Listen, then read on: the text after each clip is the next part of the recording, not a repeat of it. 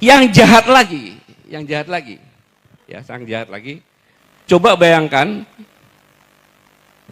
kalau Bapak Ibu sekalian jadi presiden, bayangkan benar, jadi presiden. Begitu jabat, bulan Januari, Menteri Keuangan Bu Sri Mulyani memastikan kenaikan PPN 12% sesuai dengan ketentuan undang-undang yang berlaku pada bulan Januari 2025. Jadi pada saat Presiden jabat, bulan Januari PPN 12% diberlakukan. Untungnya pada tanggal 31 Desember, Presiden Prabowo membatalkan keputusan tersebut, hanya mengenakan kenaikan pajak menjadi 12% untuk barang dan jasa saja. Baru jadi presiden di tahun pertama, sudah disibukkan dengan ini, dan harus tampil sendiri untuk membatalkan. Ini Januari. Selanjutnya, bulan Januari lagi, heboh ditemukan pagar laut. Masat, jangan pura-pura SMS loh. Di Tangerang. Pada saat itu Presiden merintahkan bongkar. Tetapi Menteri KKP bilang jangan dibongkar, melarang. Karena untuk barang bukti, insubordinasi dari menterinya. Belum 1 bulan di bulan Januari, sudah terjadi seperti ini. 2.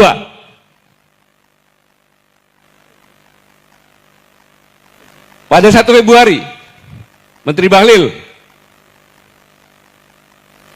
tentang gas melon, pakai antri-antri, kemudian ada yang sampai meninggal. Baru 2 bulan, ada 3 perkara nih.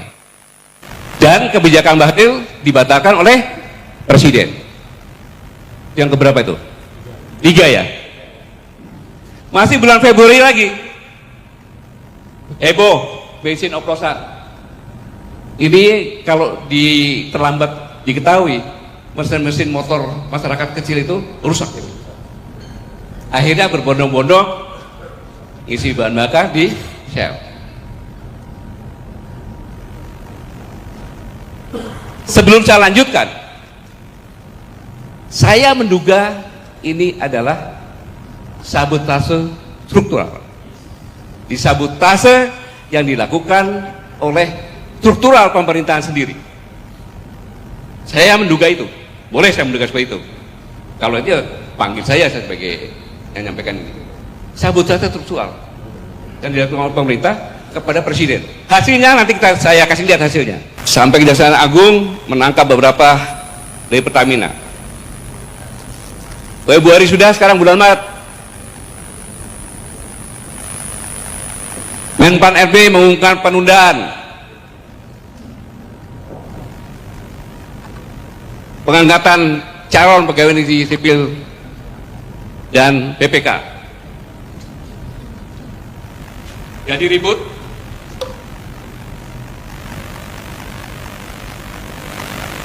Keputusan itu menimbulkan gejolak dan Menseknek atas perintah Presiden Bapak Prasetyo Hadi pada tanggal 17 Maret akhirnya mengumumkan pengangkatan CPNS dan PPK dipercepat.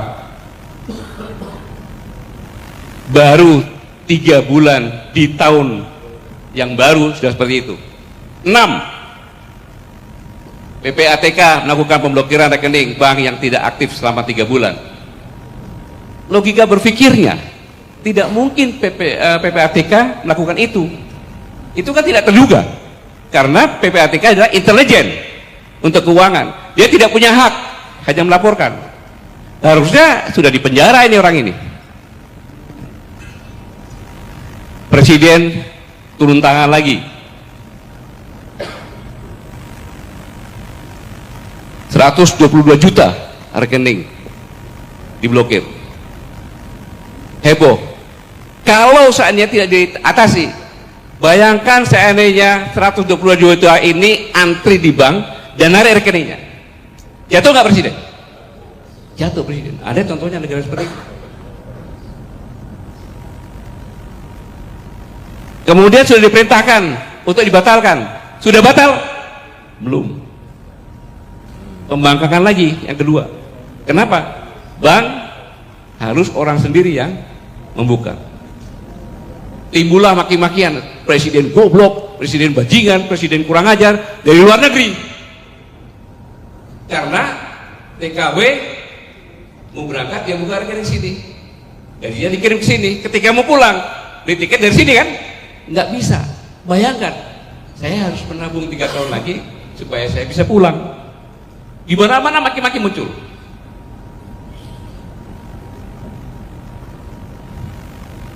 Itu kelakuan PPATK. Selanjutnya, muncul pemerintah sedang merampas uang rakyat. Negara menghambat akses rakyat terhadap hak keuangannya. Tujuannya melegitimasi kepemimpinan Presiden Prabowo.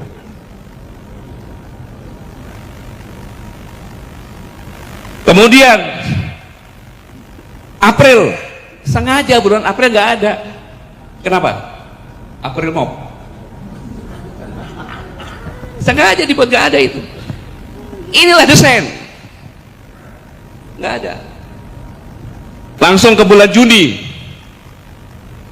heboh tentang tambang nikel di Raja Ampat yang merupakan surga terakhir dunia. Dunia internasional juga mengutuk. Pada tanggal 10 Juni atas arahan Presiden, 4 dari 5 siup nikel di Raja Ampat dicabut oleh Menteri SDM. Padahal Menteri SDM ada di dalam 4 itu.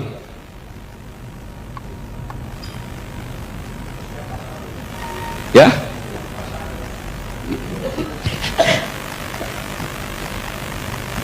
Belum selesai itu, ada lagi gara-gara lagi. 4 pulau di Aceh oleh Menteri Dalam Negeri. Ya kan, dikasihkan ke Sumatera Utara. Udah meningkat kepada kemungkinan disintegrasi bangsa. Siapa yang jelek? Presiden lagi. Mereka ini hebat mendesain ini.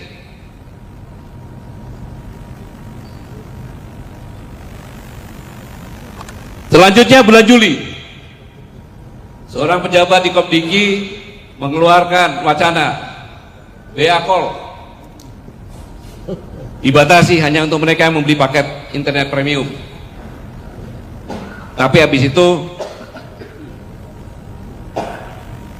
sampai sekarang belum ada kejelasannya. Ini kan menimbulkan kemarahan masyarakat bertubi-tubi. Bertubi-tubi. Kepada siapa? Ya presiden, karena pemerintah. Akhir Juli, amplop pernikahan dipajaki dari Dirjen Pajak. Habis itu menganulir, saya tidak melakukan itu. Bayangkan kalau Anda jadi presiden, bagaimana itu? Bisa berkonsentrasi. Kemudian akhir Juli, tanah nganggur selama 2 tahun disita negara. Pada akhir Juli, media sosial dihebohkan dengan kabar tanah nganggur tersebut. Heboh di mana-mana. Belum rekening selesai, tambahin lagi tanah nganggur.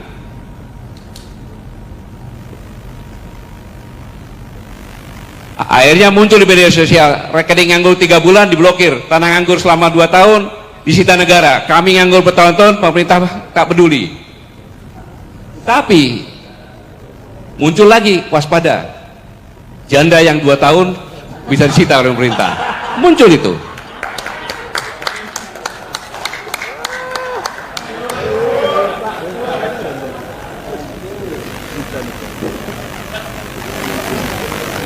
Habis itu menterinya menanggapi semuanya, memangnya mbahmu bisa bikin tanah? Menterinya seperti itu. Seorang menteri bicara seperti itu, bukannya mendinginkan, tapi seperti itu.